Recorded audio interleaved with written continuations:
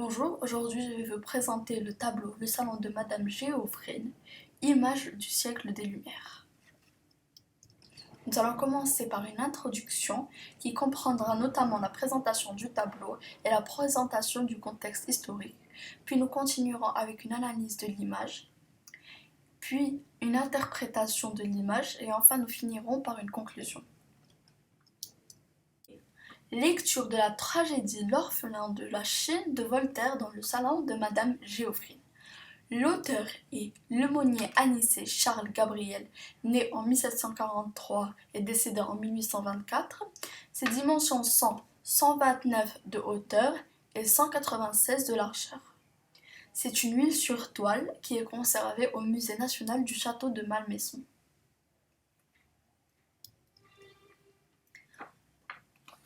Je vais maintenant présenter le contexte historique. Commande de Joséphine Beauharnais, ce tableau du peintre Lemonnier a été exposé au salon de 1814. Le but de ce portrait de groupe est de fixer pour la postérité tous ceux qui ont compté sur la scène mondaine, philosophique et artistique parisienne au cours du siècle des Lumières, bien au-delà des membres qui ont effectivement formé la société de Madame Géoffrine.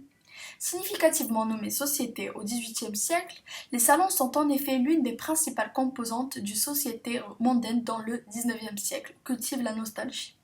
Si le divertissement lettré et la recherche du bon mot sont au cœur de ces rencontres, la maîtrise de soi et du savoir-vivre sont essentiels à la qualité des rapports entre salonniers. Chacun doit s'y faire valoir et reconnaître tout en respectant les autres invités. Lorsque les débats et les conversations s'échauffent, l'hôtesse intervient pour en changer le cours et y mettre fin.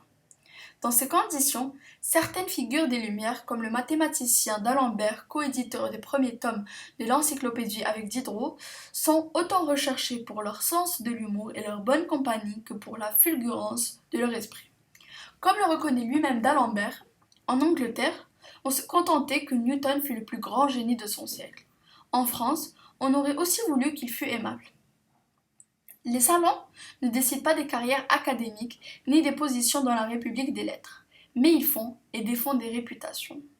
Dans le cas de Jean-Jacques Rousseau, qui n'arrive pas à se soumettre à leur jugement en termes de bon goût et de performance. Passons maintenant à l'analyse de l'image. La scène se situe dans un salon richement décoré de tableaux et de tapis, celui de Madame Géoffrine, épouse du directeur de la manufacture des glaces.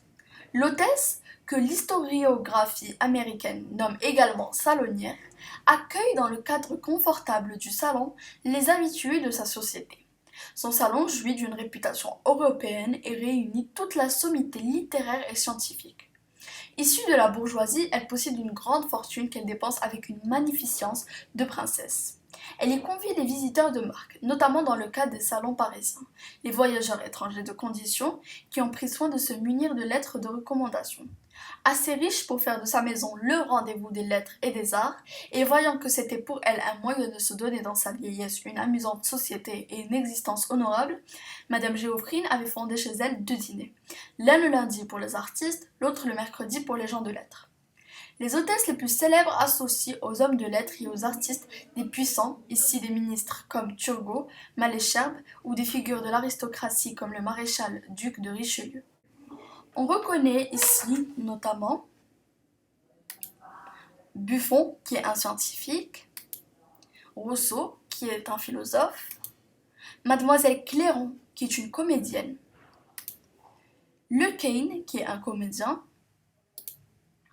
d'Alembert, qui est un philosophe, Crébillon, qui est un chansonnier, Diderot, qui est un homme de lettres, Montesquieu, qui est un philosophe, et bien sûr Madame Géoffrine, qui est ici la salonnière. Au centre de ce tableau de groupe des Lumières, à leur zénith, trône le buste du patriarche de Ferney, Voltaire, au génie duquel les participants rendent un hommage symbolique en lisant sa tragédie L'orphelin de Chine. L'histoire est celle de l'envahisseur sanguinaire Genghis Khan qui massacre la famille impériale. Nous remarquons que le buste ici est juste au-dessus de l'Équin, car il s'agit d'une tragédie écrite par Voltaire lui-même que l'Équin lit. Nous remarquons aussi ici plusieurs tableaux sur les murs, les plafonds, etc., qui rappellent que les salons sont des lieux réservés à la haute société seulement. Nous allons passer maintenant à l'interprétation. Cette œuvre, souvent dénommée le Salon de Madame Geoffrine en 1755, est l'une des représentations des Lumières européennes les plus fréquemment sollicitées. L'espace privé rencontre l'espace public. Les gens de lettres et du monde prennent la pause pour immortaliser un commerce de société épanoui, où le divertissement lettré et la chronique mondaine s'associent harmonieusement, où chacun se soumet librement à des normes de comportement et d'être en société. Ainsi, un nouvel espace d'expression est accordé à la femme qui règne. Maîtresse ont son salon, espace féminin en apparence seulement, puisque si les dames y président, ils sont peuplés avant tout d'hommes qui accordent généreusement à leurs compagnes un gouvernement intellectuel.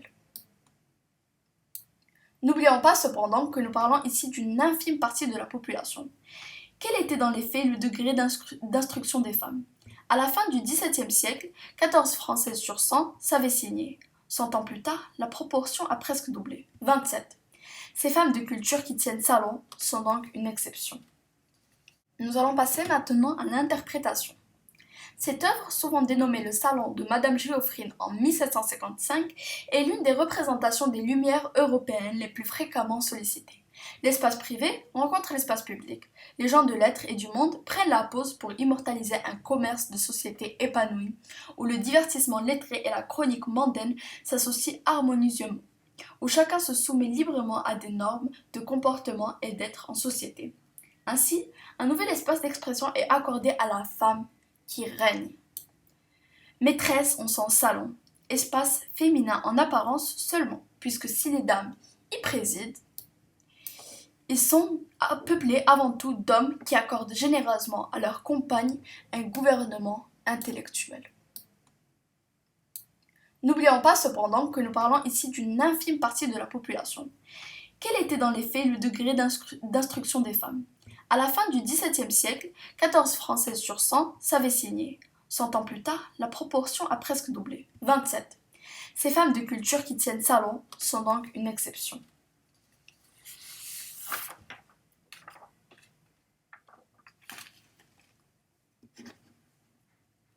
Dans le tableau, il y a 53 convives. En vérité, il est impensable qu'il y ait ce nombre d'invités. 17 était le maximum. Le nombre de personnages sur le tableau a été fortement exagéré, bien sûr. Voltaire semble dominé par son buste et son œuvre. Mais cette position centrale est démentie par les faits de façon presque comique, comme le dit Ségur Voltaire. Dans le tableau, il y a 53 convives. En vérité, il est impensable qu'il y ait ce nombre d'invités, 17 étant le maximum. Le nombre de personnages sur le tableau a été bien sûr fortement exagéré. Voltaire semble dominé par son buste et par son œuvre. Mais cette position centrale est démentie par les faits de façon presque comique, comme le dit Ségur.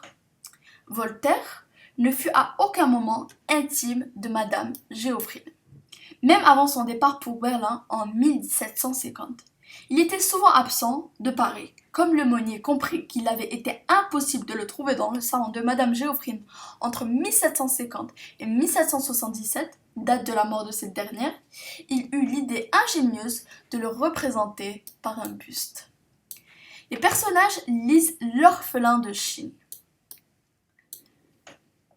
de Voltaire, qui, quoique favorable à la civilisation chinoise, amorce un basculement vers l'idée que le progrès est désormais du côté de l'Europe.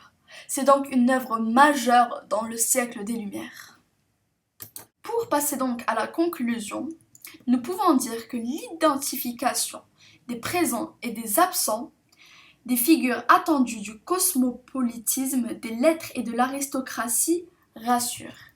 Les Lumières sont à leur apogée. Paris est leur scène de prédilection. Ces salons sont courtisés par toute l'Europe, des lettres et du goût. Pourtant, cette scène n'a jamais eu lieu. C'est une reconstruction a posteriori des Lumières en majesté, à la gloire d'un des principaux salons du XVIIIe siècle.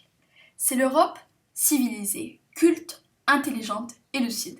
La société qui pense, qui raisonne, qui discute, qui met en cause, qui crée et se recrée. Les hommes et les femmes qui ont refondé notre civilisation et qui ont inauguré l'âge contemporain.